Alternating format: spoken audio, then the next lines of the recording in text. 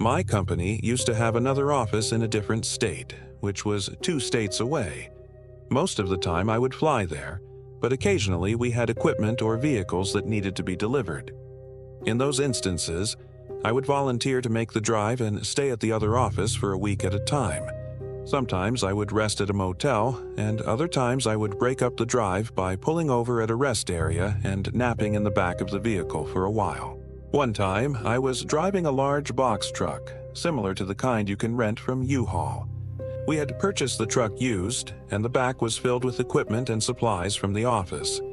I had volunteered for the trip, but on the morning I was supposed to depart, there was a delay due to a large copier that needed to be loaded.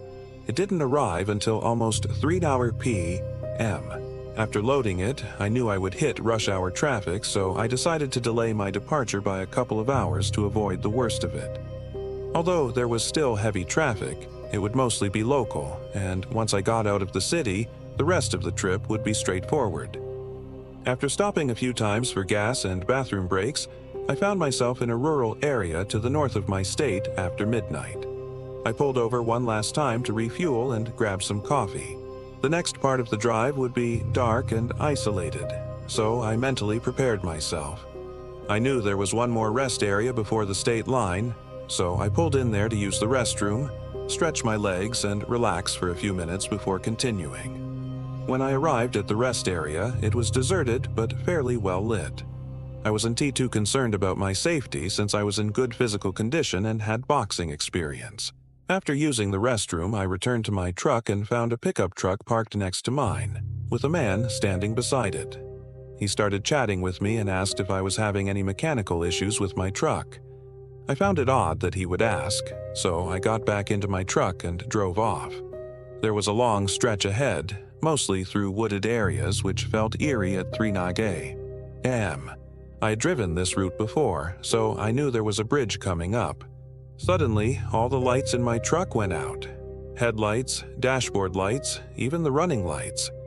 I tapped the brakes and looked behind me, but even the brake lights weren't working. Thankfully, it was a moonlit night, so I could still see enough to gauge what was ahead.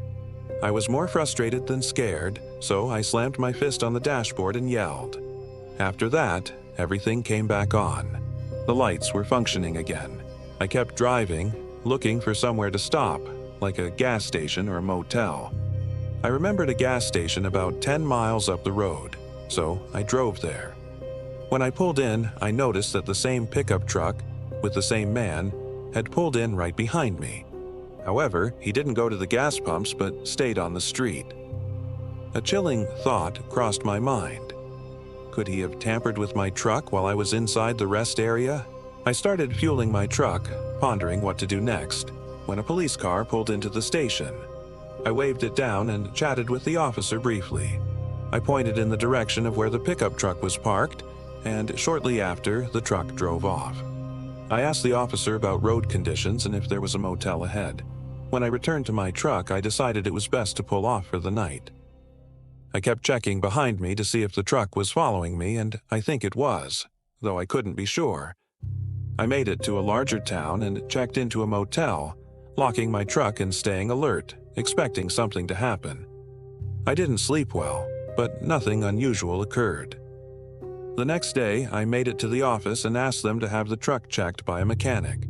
They reported back to me after I got home, saying that the mechanic found no issues and didn't experience the same problem when driving it back. Maybe the mechanic missed something, but I am convinced that the man did something to my truck and was following me. Perhaps he would have made his move if I had pulled over to address the issue. I was stationed in Omaha in the late 1980s in the Air Force. At the time, I hung out with my roommate and another friend, all of us being women. My name is Tracy. My roommate's name was also Tracy, spelled differently, and the girl we spent time with was named Stacy. Whenever we were together, everyone assumed we were lying and being silly, but we always found it amusing. One weekend, we decided to take a road trip to Kansas City, Missouri. We were speeding down the highway, laughing and singing at the top of our lungs. We were carefree and having the time of our lives.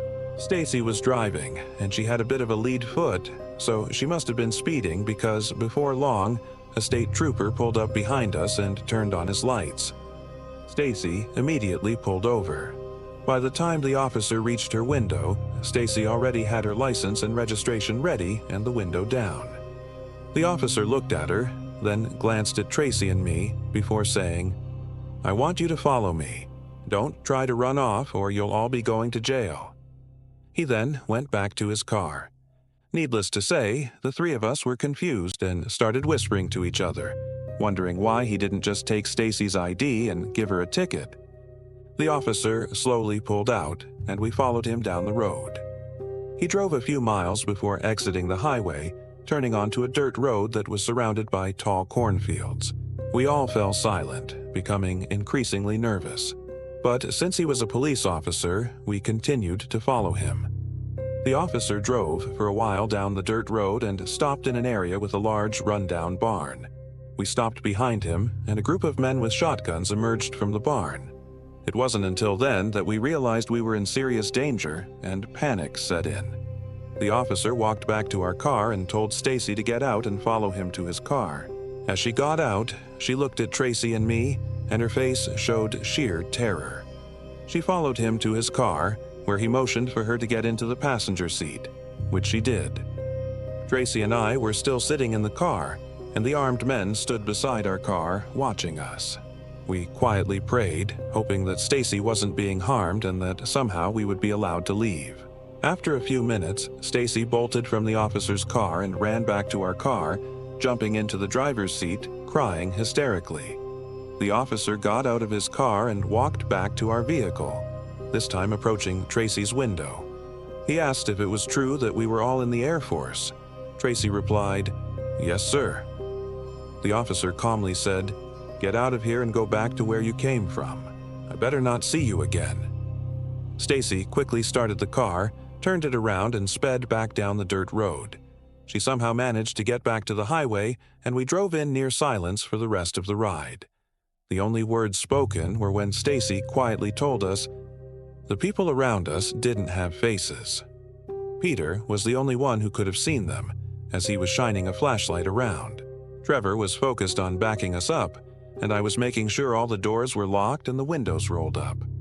I trust Peter, and I don't think he would lie about something like that.